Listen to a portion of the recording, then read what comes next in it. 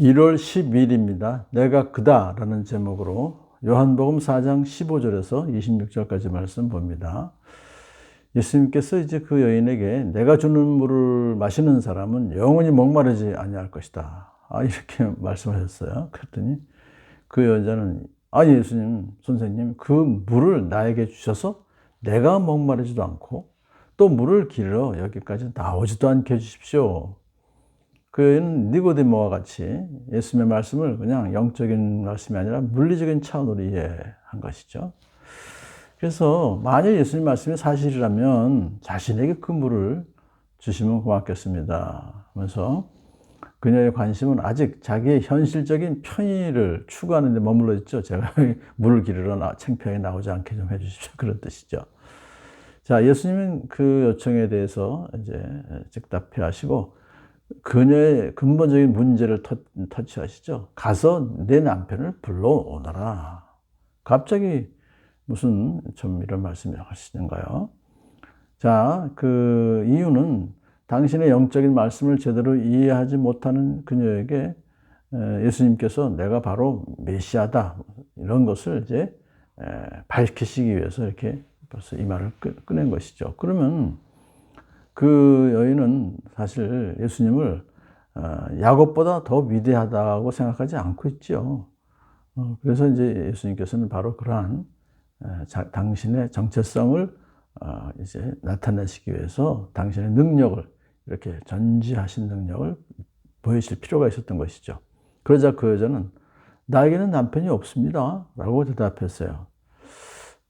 그러자 예수님께서 남편이 없다고 한 말이 옳다. 너에게는 남편이 5이나 있었고 지금 같이 살고 있는 남자도 네 남편이 아니다.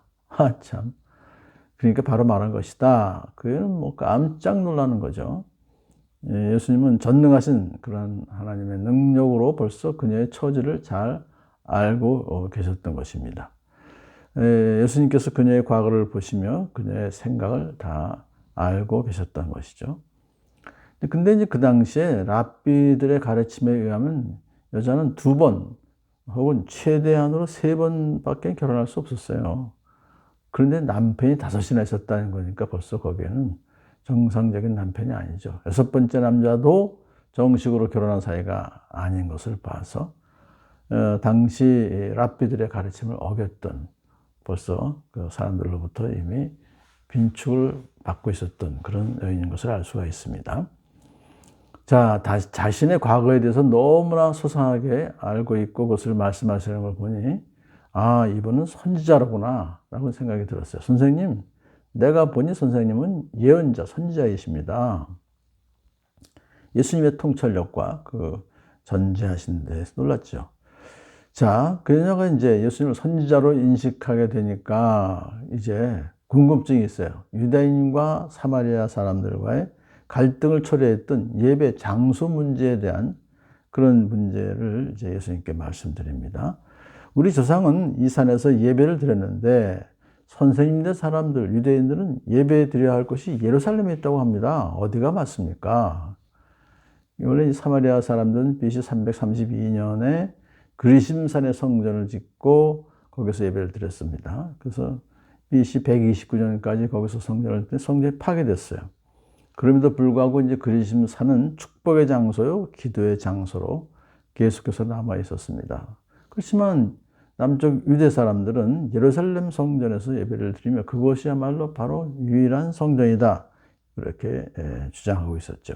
자, 예수님께서 그 질문에 대해서 이렇게 말씀하십니다. 여자여, 내 말을 믿어라.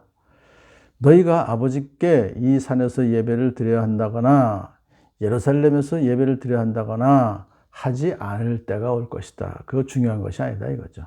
이때는 예수 그리스도로 말미암은 복음의 시대를 말하는 것이죠. 이 복음의 시대에는 하나님께 예배 드리는 것은 그 구약 시대처럼 성전이 있는 그런 지정된 장소에서 의식에 따라서 꼭 예배를 드려야 하는 것이 아니라 장소와 의식의 제한을 떠나서 새로운 형태, 즉 영과 진리로 예배를 드려야 된다 하는 것입니다. 그때가 올 것이다 이거죠.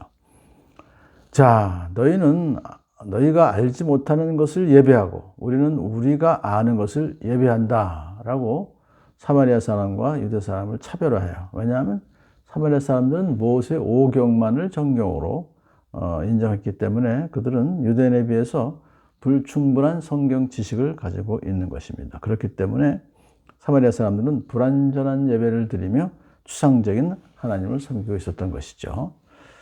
자, 이 칼빈이 이렇게 말했어요. 하나님의 계시에 대한 올바른 지식이 함께하지 않는다면 우리는 하나님을 예배하는 것이 아니라 망령이나 홀령을 예배하고 있는 것이다. 하나님의 말씀과 계명에 의거하지 않고 인간의 의견에 의해서 인도될 때 인간은 잘못을 저지를 수밖에 없다. 자, 이렇게 이제 이 말씀에 대한 해설을 하고 있어요. 자, 예수님께서 이어서 말씀하십니다. 구원은 유대 사람들에게서 나기 때문이다. 이렇게 말씀하시는 것은 바로 구주 예수 그리스도도 유대인이셨죠. 또 복음 전달하는 12제자들도 대부분 유대인이었습니다. 그렇기 때문에 유대인들이 이제 그 복음을 전하는 구원이 바로 거기서 나온다는 것을 설명하고 있습니다. 자, 이어서 예수님이 참된 예배에 대해서 이제 가르쳐 주시죠. 자, 예배하는 자는 반드시 거듭남 심령 안에서 거짓이나 허상을 따르지 않고 진리 안에서 예배를 드려야 된다. 이것은 이제 참되게 예배를 드리는 사람들은 영과 진리로 아버지께 예배 드릴 때가 온다. 그 말씀의 내용입니다. 예배하는 사람들은 외적인 형식, 장소, 예배, 제도에 너무 집착하지 말고 오직 영이신 하나님과의 영적 교제하는 가운데서 예배드려야 된다. 것이죠. 그러므로 또한 더 나아가서 예배자는 하나님과 그의 말씀에 대한 참된 지식을 가지고서 예배드려야 된다. 그런 뜻입니다. 지금이 바로 그때이다. 올 것이다, 올 것이다 하다가 이제 지금은 바로 그때다라고 하는 것은 이제 예수님이 오심으로 참된 예배를 드릴 수 있는 때가 온 것이다 하면서 아버지께서는 이렇게 예배하는 드리는 사람을 찾으신다라고 이렇게 말씀하셨어요. 하나님은 영이시다. 그러므로 하나님께 예배하는 드리는 사람은 영과 진리로 예배를 드려야 한다고 강조하십니다. 하나님은 영이시다라는 이 말씀의 내용은 하나님은 영적인 방법을 통해서 당신 자신을 인간에게 계시하시는 분이시다. 그러므로 하나님께 예배하러 드리는 사람은 영과 진리로 예배를 드려야 한다. 이렇게 말씀을 하니까 그 여자는 메시아가 오시면 우리에게 참된 예배에 대하여 가르쳐 주실 것입니다.